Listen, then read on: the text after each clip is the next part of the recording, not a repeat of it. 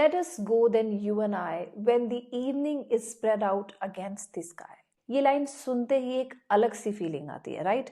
ये T.S.. Elliot की सबसे पॉपुलर और सबसे फैबुलस पोएम्स में से एक है, the love song of J.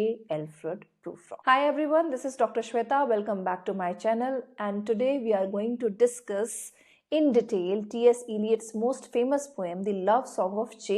Alfred Prufrock. और हम इसका critical analysis करेंगे, appreciation करेंगे आज, उसका मीनिंग, पोएम की थीम्स और मॉडर्न रेलेवेंस सब कुछ डिस्कस करेंगे. So let us go then you and I. इस पोएम में एक कैरेक्टर है जे. एल्फ्रेड प्रूफ्रॉक, जो अपनी बिलवेड को, अ लेडी हुम ही लव्स, उसको अपने मन की बात कहने से डरता है. Prufrock is a very intelligent being, लेकिन वो खुद को एक्सप्रेस करने में अनसक्सेसफुल रहता है. The entire poem is a dramatic monologue, मतलब एक ऐसा स्पीच जो एक कैरेक्टर के इमोशंस को और उसके थॉट्स को रिवील करता है. Now what is a dramatic monologue, पहले ये जान लेते हैं. In a dramatic monologue, we have only one single person, that is the speaker, talking. But there is no exchange of conversation or any response from anyone else in that scene.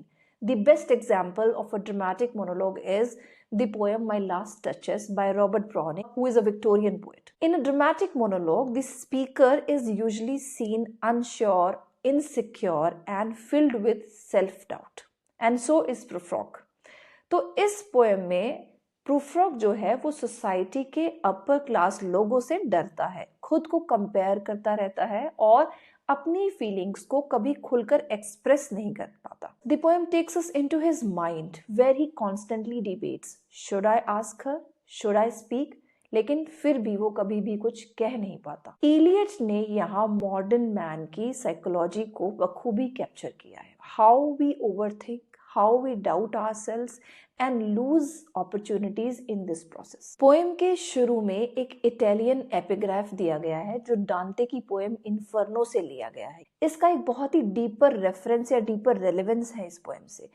इस Italian epigraph में एक damped soul का जिक्र किया है, यानी कि एक ऐसी सोल जिसे नर्क में यानी कि हेल में भेजा गया है, और वो सोल ये कहता है कि अब मैं अपनी कहानी सिर्फ उन्हीं को सुनाऊंगा जो कभी बाहर जाकर उसे किसी और को नहीं बता पाएंगे. एग्जैक्टली वैसे ही प्रूफ्रॉक भी अपने दिल की बात शेयर कर रहा है हमसे, लेकिन ये बात वो कभी भी रियल वर्ल्ड में किसी को नहीं बोल पाता. यानी ये एपिग्राफ पहले ही बता देता है कि ये कहानी एक इंटरनल स्ट्रगल की है, जहां मेन कैरेक्टर जो है वो ट्रैप्ड फील करता है अपने ही इमोशंस में और अपनी ही फीलिंग्स में. अब हम इस पोएम की कुछ इंपॉर्टेंट लाइंस को डिटेल में डिस्कस करते हैं, जो कि आप सब लोगों के लिए एग्जाम पॉइंट ऑफ व्यू से भी इंपॉर्टेंट है. The first and the opening lines are, let us go then you and I, when the evening is spread out against the sky, like a patient etherized upon a table. बहुत beautiful lines हैं, opening lines है इस poem की. यहाँ Elliot एक बहुत ही unusual imagery इस्तेमाल करता है. इवनिंग को एक सिक पेशेंट की तरह डिस्क्राइब किया गया है, जो अनकॉन्शियस है और एक पेशेंट की तरह स्प्रेड आउट है एक टेबल पर. तो पेशेंट की इमेजरी जो यहाँ यूज की गई है वो हमें ये दिखाती है कि प्रूफ्रॉक की दुनिया कितनी लाइफलेस और कितनी डिप्रेसिंग है. इवनिंग यानी कि एक रोमांटिक मोमेंट, वो उसको भी एक पेनफुल एक्सपीरियंस के फॉर्म में दिखा रहा है. तो ये जो ओपनिंग लाइंस हैं वो टाइटल जो है लव सॉन्ग उससे एकदम ऑपोजिट है, जिससे कि पोएम में आयरनी आती है, जक्सटापोजिशन आती है. आगे लाइंस में, in the room the women come and go, talking of Michael Angelo. ये लाइंस कई बार रिपीट होती हैं और ये दिखाती है कि प्रूफ्रॉक को अपर क्लास सोसाइटी की सुपरफिशियलिटी से कितना डर लगता है. ये लोग सिर्फ अपने स्टेटस और इंटेलेक्चुअल शो ऑफ की बात करते हैं, लेकिन असली इमोशंस की कोई कदर नहीं है, वो कहीं नहीं है. और ये सब जब प्रूफ्रॉक सुनता है तो वो कहीं ना कहीं बहुत छोटा महसूस करता है, क्योंकि माइकल एंजेलो इटली का एक फेमस पेंटर रहा है.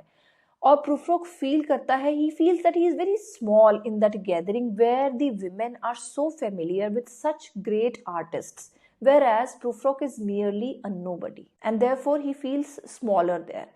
प्रूफ्रोक यहाँ खुद को इन लोगों के बीच एक आउटसाइडर की तरह भी फील करता है और यही रीजन है उसका अपने इमोशंस को एक्सप्रेस ना कर पाने का। Then there are lines like do I dare disturb the universe. ये बहुत पॉपुलर लाइंस हैं। यहाँ प्रूफ्रोक सोच रहा है कि क्या उसे अपने मन की बात कहनी चाहिए या नहीं, but he feels that his feelings are not so important that by expressing them he must dare to disturb the whole atmosphere in that room. So basically, by universe here, the poet refers to the place where Prufrock is present among those men and women from the upper class. ये modern man की insecurity को perfectly capture करता है। How we hesitate, how we overthink and we make mountains out of mole. Then we have lines like I have measured out my life with the coffee spoons. बहुत ही brilliant metaphor है जो Prufrock में use किया है Elliot ने। इसका मतलब है कि प्रूफ्रॉक की लाइफ बहुत मोनोटोनस है, उसे बस छोटी छोटी चीजों में अपनी पूरी जिंदगी निकाल दी। कोई एक्साइटमेंट नहीं है, कोई थ्रिल नहीं है, सिर्फ रूटीन और बोरिंग एग्जिस्टेंस। यानी कि अगर वो चाहे तो अपनी अब तक की लाइफ को मेजर कर सकता है with the number of coffee spoons he has used. So in a way, he is belittling his own existence by comparing his life with such a petty thing like coffee spoons. पहुंचते हैं and की lines पे। ये lines भी काफी important हैं and they are quite relevant. Till human voices wake us and we drown.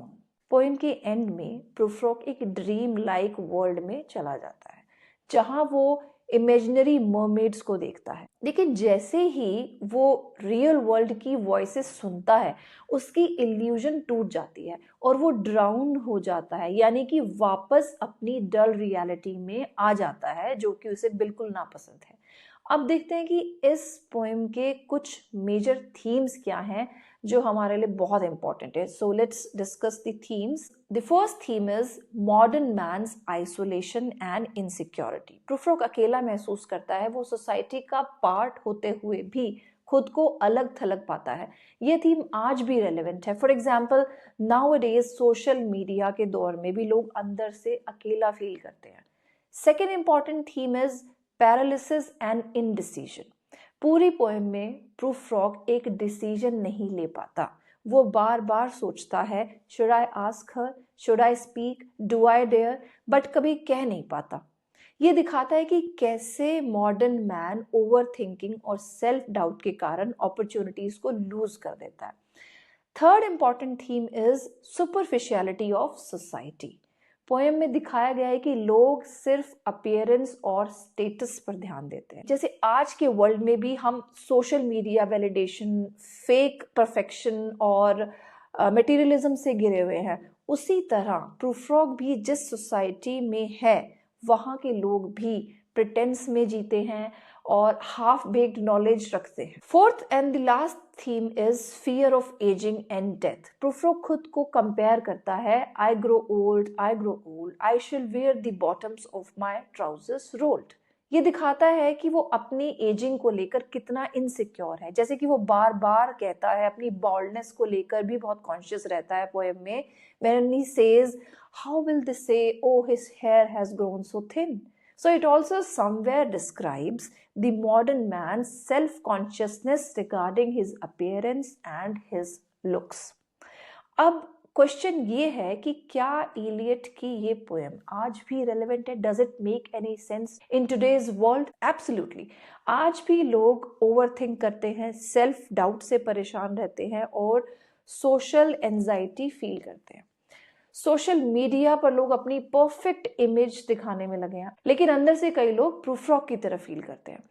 Romantic relationships में भी हेजिटेशन, रिजेक्शन का डर और इनडिसाइसिवनेस आज भी प्रेजेंट है और यही सब थीम्स इस पोएम में इलियट ने एक्सप्रेस की है। इसलिए the love song of J Alfred Prufrock सिर्फ एक ओल्ड पोएम नहीं बल्कि आज भी उतनी ही रिलेटेबल है, उतनी ही रेलेवेंट है। So that was Eliot for you and his masterful poem the love song of J Alfred Prufrock, जिसकी हमने क्रिटिकल एप्रिसिएशन समझी। आई होप ये वीडियो आपको पसंद आया होगा और आपको ये एक्सप्लेनेशन सिंपल और क्लियर लगी होगी। And if you have liked this video then I would suggest you to share share it with your friends, and please don't forget to subscribe to my channel so that I may bring to you more such critical appreciation of other poems and other literary texts from English literature. This is Dr. Shweta signing off. Let us go then, you and I shall see you in the next video.